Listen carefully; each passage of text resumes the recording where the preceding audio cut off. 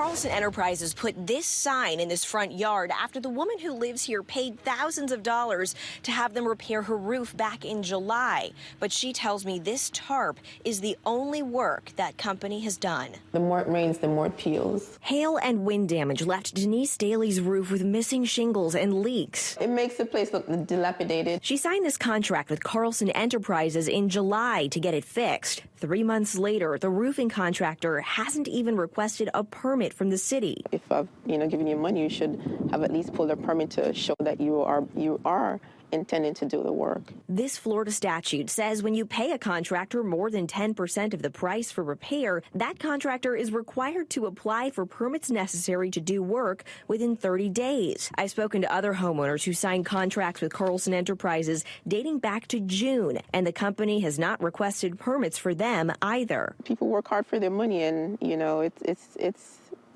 a shame that, we're putting so much out there and we're not getting anything back in return. Yesterday, Carlson Enterprises Chief Operating Officer Daryl Strickland agreed to meet with me this morning. He tried to reschedule at the last minute. I felt he was giving me the runaround, so I showed up. Hi, I'm sorry, but you can't have that camera in here. Moments later, Strickland left me this voicemail. You probably want to check with your general manager before you do anything stupid, and you should probably check your financial records and, check my name and see how much I've contributed to the station. Looks like this is going to turn maybe a little ugly unless you decide to change your attitude. We found that OSHA has issued 11 citations to Carlson Enterprises in the past 5 years, totaling nearly $200,000 in penalties. The Better Business Bureau says Carlson Enterprises has 37 customer complaints. This company needs to be, called out so that they can take action and own up to their responsibilities and get the work done. Hours after I told Carlson Enterprises I was doing this story,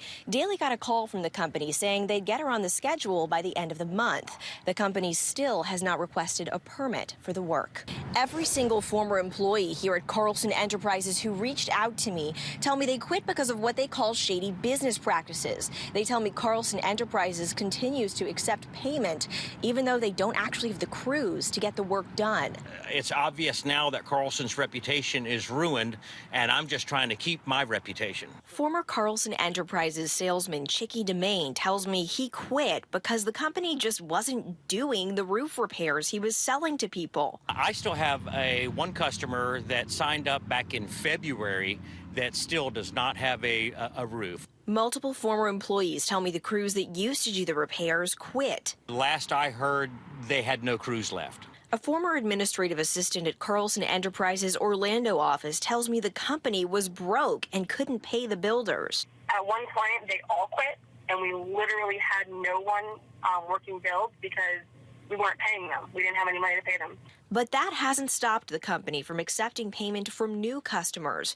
Carlson Enterprises even had this booth at the Jacksonville Home and Patio Show less than 3 weeks ago. My call today to the chief operating officer trying to get his side of the story went straight to voicemail.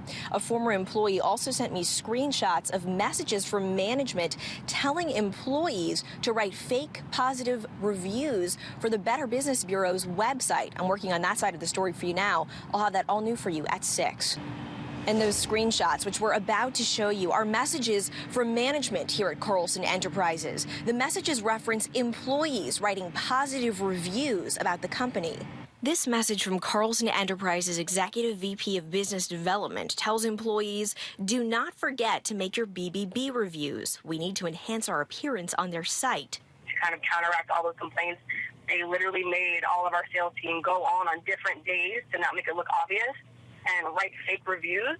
The former administrative assistant who brought it to our attention asked us to conceal her identity because she fears retaliation. This follow-up message from Chief Operating Officer Daryl Strickland says, we have now returned our BBB rating back to A+.